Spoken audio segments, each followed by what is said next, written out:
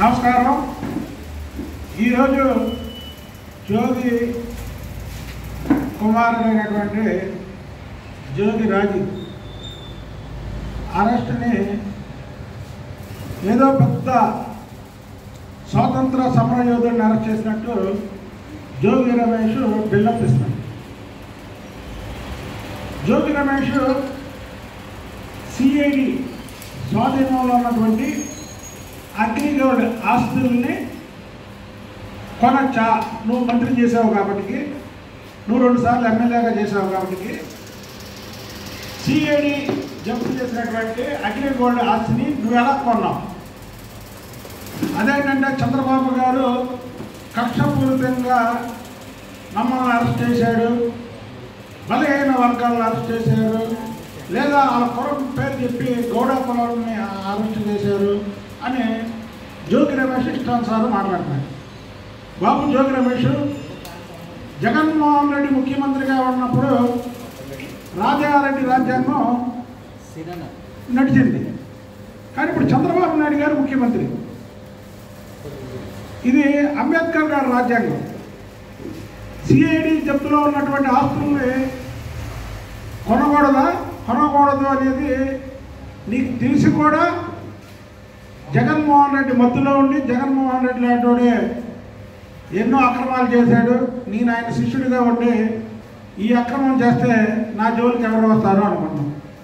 కానీ నీ మైకు ఇంకా వదలలా. మైకు ఏంటంటే ఇంకా రాజారెడ్డి రాజ్యాంగం నడుస్తుంది అనుకుంటున్నావు నువ్వు. ఇక్కడ జగన్మోహన్ రెడ్డి ముఖ్యమంత్రి, రాజారెడ్డి రాజ్యాంగం అనుకుంటున్నాం, కానీ ఇక్కడ నడిచేది చంద్రబాబు నాయుడు గారు ముఖ్యమంత్రి, అంబేద్కర్ గారి రాజ్యాంగం. కాబట్టి సిఐడి జప్తు చేసినటువంటి ఆస్తులు కొనకూడదు. ఇది కూడా ఎవరైనా కోర్టులో ఆశ్రయించింది అగ్రిగోల్డ్. నీ నాయకుడు జగన్మోహన్ రెడ్డి 2014లో ఏమన్నాడు? ఎన్నికల ప్రచారంలో తిరుగుతూ అగ్రిగోల్డ్ ఆస్తులని నేను కాపాడుతా అని ఉపన్యాసాలు దంచాడు. అంటే ఇదా అగ్రిగోల్డ్ ఆస్తులు భుజించమనా నీకు చెప్పింది? సిఐడి జప్తులో ఉన్నాయి, కొనకూడదనేది నీకు తెలీదా? కండకావరం అధికార మదం. ఈ అధికార మతంతోనేగా చంద్రబాబు నాయుడు గారి ఇంటికి వెళ్ళి దాడి చేయడానికి వెళ్ళి, అదేంటంటే వాళ్ళు అంటాడు నేను దాడికి కాదు రిప్రజెంటేషన్ అవ్వడానికి. చంద్రబాబు నాయుడు గారు ఆయన మామూలు వ్యక్తి, 3 సార్లు ముఖ్యమంత్రి చేసి 3 సార్లు ప్రతిపక్ష నాయకుడిగా ఉన్నటువంటి వ్యక్తి ఆయన రోజు రిప్రజెంటేషన్ అవ్వడానికి 10 కార్లలోనే రాళ్ళు కర్రలు వేసుకొని వెళ్తావా? ఆ రోజు నేనే కదా నిన్ను అక్కడ ఎదుర్కొంది. అదేంటంటే ఈరోజు మాట మార్చి రిప్రజెంటేషన్ అవ్వడానికి వెళ్ళా. నీకు చంద్రబాబు నాయుడు గారి ఇంటి మీద దాడికి ప్రయత్నించినందుకే కదా మీ సైకో ముఖ్యమంత్రి నీకు మంత్రి పదవి ఇచ్చాడని నీ పార్టీలో ఉన్నటువంటి వ్యక్తులే ఆ రోజు మాకు మంత్రులు ఇవ్వలేదు, మీ సీనియర్లు అయినా ఈ సైకో ముఖ్యమంత్రిని, ఆ సైకో ముఖ్యమంత్రి మళ్ళీ బయటకు వచ్చారు, నీకు మంత్రి పదవి ఇవ్వబట్టేగా. ఇవాళ నా పార్టీలో ఎమ్మెల్యేలుగా మంత్రులుగా ఉన్నటువంటి వ్యక్తులు నీకు మంత్రి పదవి ఇచ్చినది కాదు, చంద్రబాబు నాయుడు గారి ఇంటి మీదకి దౌర్జన్యం చేయడానికి వెళ్ళినందుకు నీ గిఫ్ట్గా ఇచ్చాడని నువ్వు ఇవాళ నీతులు చెప్తావేంటి? నీ కొడుకు విదేశాల్లో చదువుకుంది ఎందుకు? నీ కొడుకు విదేశాల్లో ఎంఎస్ చేసింది ఏంటి? Master of science. అంటే సిఐడి జప్తు చేసిన ఆస్తులు కొనమనా? ఏమో నాకైతే తెలియదు. ఎంఎస్ అంటే సిఐడి జప్తు చేసిన ఆస్తులు కొనమనా? పట్టు అరెస్ట్ చేయకూడదా? బలహీన వర్గాలు నేను బలహీన వర్గాలకు చెందినటువంటి వ్యక్తిని. బలహీన వర్గాలకు ఒక రాజ్యాంగం, మామూలు వాళ్ళకి ఒక రాజ్యాంగం లేదే. సిఐడి జప్తు చేసిన ఆస్తులు బలహీన వర్గాలు కానీ పట్టే దాని మీద ఎలాంటి కేసులు పెట్టక్కర్లేదని రాజ్యాంగంలో ఏం రాసలేదే. రాజారెడ్డి రాజ్యాంగంలో రాసిందేమో కొనొచ్చు అని, అంబేద్కర్ రాజ్యాంగంలో అయితే ఎవరో కొనకూడదని ఉంది. అలాగే ఇవాళ మిమ్మల్ని అరెస్ట్ చేశాడు.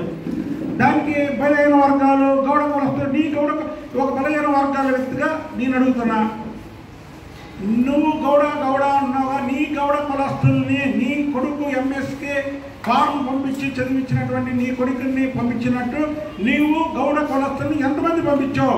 ఆ కోటాలో నువ్వు మంత్రి పదవి తీసుకున్నావు కదా, ఆ కోటాలో నువ్వు ఎమ్మెల్యే తీసుకున్నావు కదా. ఒక 10 మంది నన్ను నువ్వు చదవడానికి నీ గౌడ కులస్తుల్ని పంపించావా?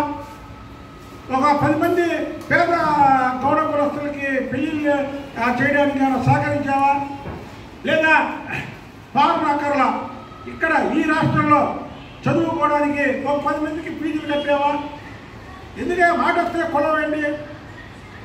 నేను బలహీన వర్గాలకు చెందినటువంటి వ్యక్తిని కాబట్టి నేను ప్రశ్నిస్తున్నా, చెప్పు.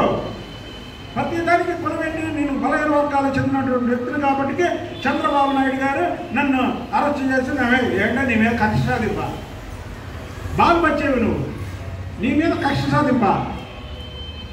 చంద్రబాబు నాయుడు గారు ఇంటి మీదకి దాడి చేయడానికి వెళ్ళినటువంటి నువ్వు ఇవాళ 50 రోజులైనా సరే నిన్ను టచ్ చేయలేదంటే చంద్రబాబు నాయుడు గారికి కనికరించే గుణం బట్టి నిన్ను టచ్ చేయలే.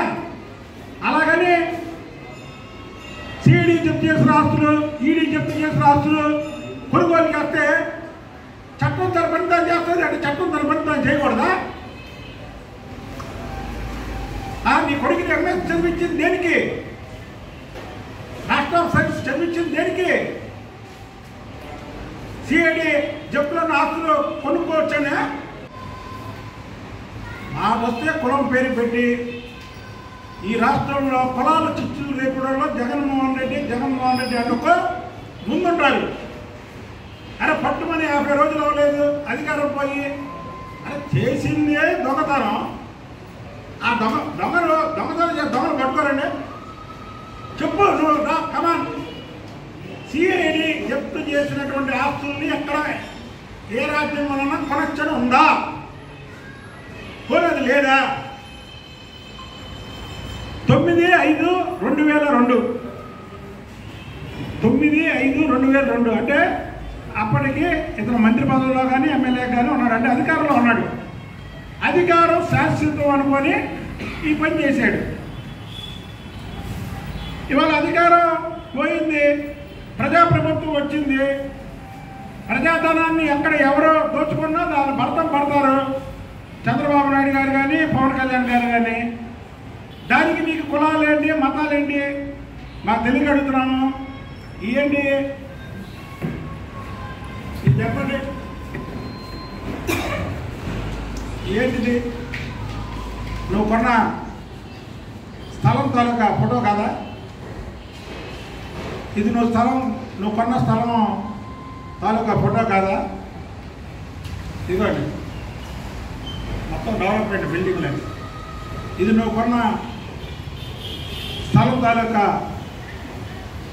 ఫోటో కాదా? చెప్పు.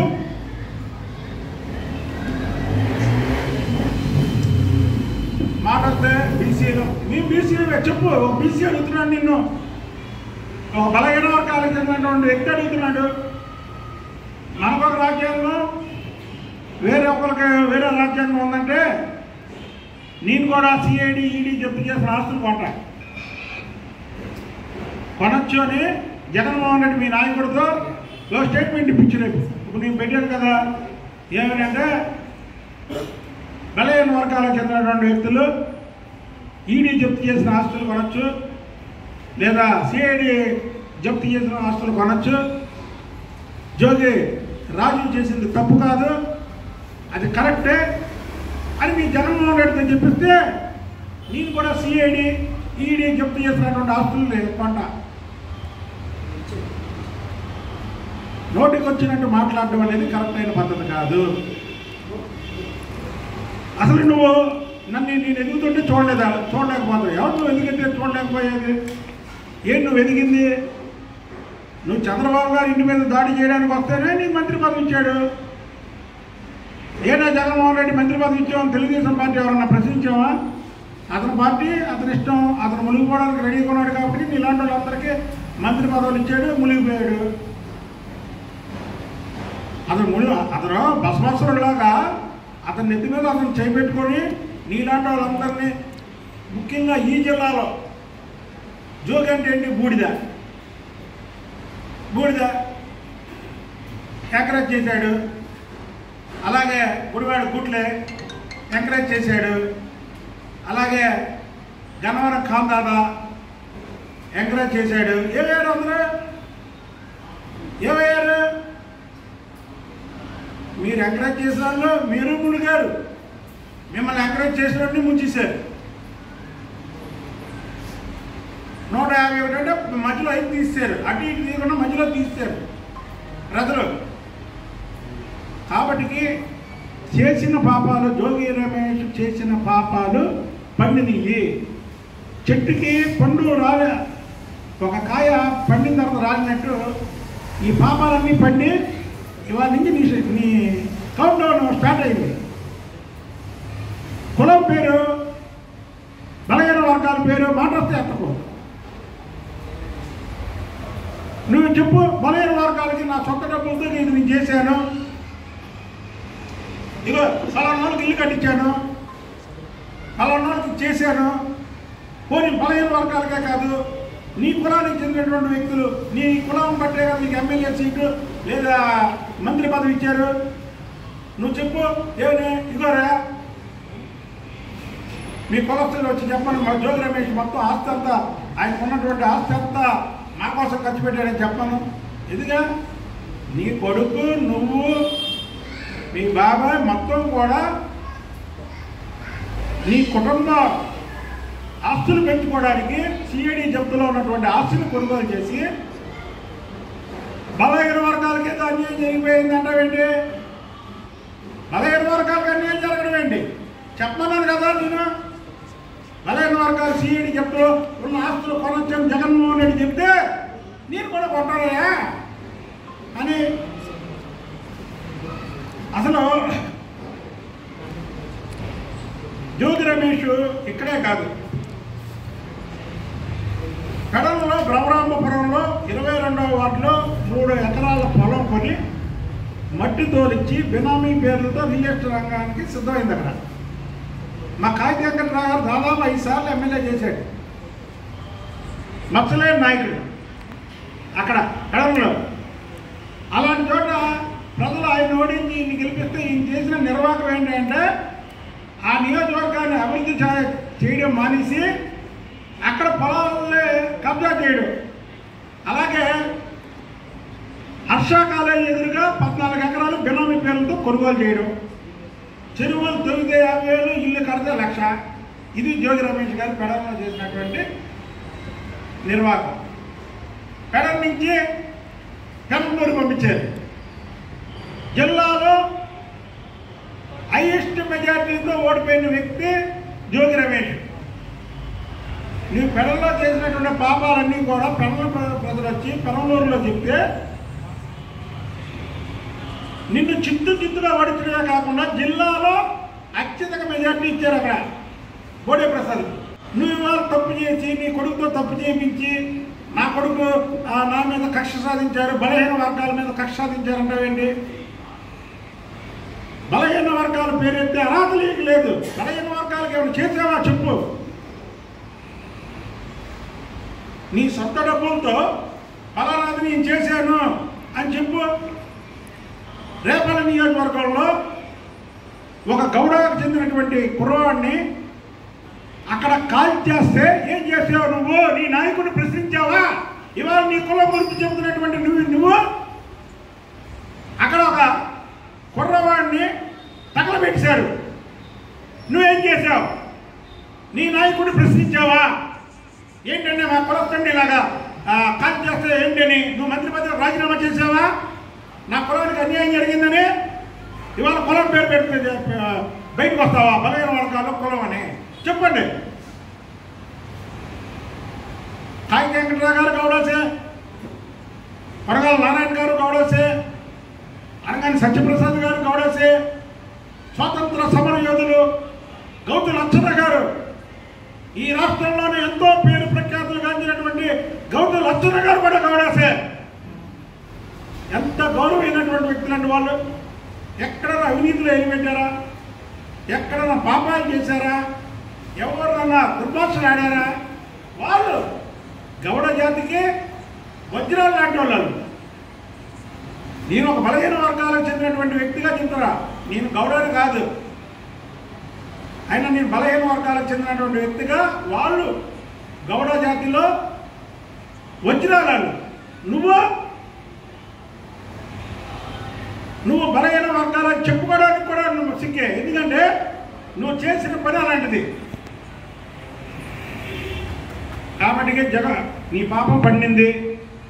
ఇక నువ్వు బలహీన వర్గాలు లేకపోతే ఇంకోటి చెప్పి ఏదో ప్రజల్లో ఒక నలుగురు ఐదుగురిని వెనకేసుకొద్దాం అనుకుంటే రోజులు మారాయి. నువ్వు ఇంకా మత్తులో ఉన్నావు. జగన్మోహన్ రెడ్డి ముఖ్యమంత్రి అనుకుంటున్నావు, రాజారెడ్డి రాజ్యాంగం అనుకుంటున్నావు. నీ మత్తు వీడు నిషా దిగితే తెలుస్తుంది ఇది చంద్రబాబు నాయుడు గారు ముఖ్యమంత్రి, అంబేద్కర్ గారి రాజ్యాంగం అని. కాబట్టి నీకు ఇష్టం వచ్చినట్టు కారు కోతలు వీడియో మానేసి చేసిన తప్పు ఒప్పుకొని శిక్ష అనుభవించడం మాత్రం గ్యారంటీ. నువ్వు శిక్ష అనుభవించడం గ్యారంటీ. ఏదో శ్రీరంగ నీతులు చెప్పకు. చెప్పు, ఒకే వేదిక మీదకి రా. సిఐడి జప్తు చేసిన ఆస్తులు కొన్నాం కరెక్ట్ అని మీ నాయకుడితో చెప్పించు, నేను కొంటా. లేదా నువ్వు కరెక్ట్ అని నువ్వు ఒక వేదిక మీదకి రా, ప్రెసిడెంట్ని పిలుద్దాం, నేను కూర్చుందాం. అది కరెక్టా కాదా, నేను తప్పో ఒప్పో నేను చెప్తాను, నువ్వు చెప్పు. అది కరెక్టో నువ్వు చెప్పు అంటే చట్టం దాని పని దాన్ని చేసుకోదా? ప్రతిదానికి చంద్రబాబు గారు నీ గురించి ఆలోచించి నువ్వు మరీ ఓవర్ యాక్షన్ చేస్తున్నావు. జోగి రమేష్ చంద్రబాబు నాయుడు గారు నీ గురించి ఆలోచిస్తాడా? అసలు ఆయన పొద్దునుంచి రాత్రి వరకు ఈ రాష్ట్రాన్ని అధోగతి పాలు చేశాడు ఈ జగన్మోహన్ రెడ్డి. ఈ రాష్ట్రాన్ని ఎలా బాగు చేయాలని ఆయన పొద్దునుంచి రాత్రి వరకు ఆయన కష్టపడుతుంటే మళ్ళీ నువ్వు మధ్యలో జోగి నిన్నేదో పెద్ద బాగు చేయడం, నిన్ను కక్ష సాధింపుగానే నీకు నువ్వు బిల్డప్ ఇచ్చుకుంటే ఎలాగా? అసలు ఈ జగన్మోహన్ రెడ్డి పార్టీలోనే బిల్డప్ ఇచ్చుకునే వాళ్ళు ఎక్కువ, విషయం తక్కువ. చూసాక మన అధికారం ఉన్నప్పుడు ఈ జిల్లాలోనే ఎంతమంది బిల్డప్లు ఇచ్చారు, అధికారం పోగానే ఏమైపోయారో తెలుసు కదా. కాబట్టి నోరు మూసుకొని చేసిన తప్పు ఒప్పుకొని శిక్ష అనుభవించి బయటికి వస్తే మంచిది. ఇలాంటి కాలు కూతులేకపోతే ఇంకా నీ మీద ఏవైతే ఉన్నాయో, ఏ అవినీతులు అయితే ఉన్నాయో, ఎక్కడైతే కబ్జాలు చేసావో ఆ కబ్జాలన్నీ కూడా ప్రజల ముందు పెడతాము. నీలాంటి వ్యక్తులు రాజకీయ జీవితంలో పనికిరాలని తెలుస్తామని తెలియజేస్తాం.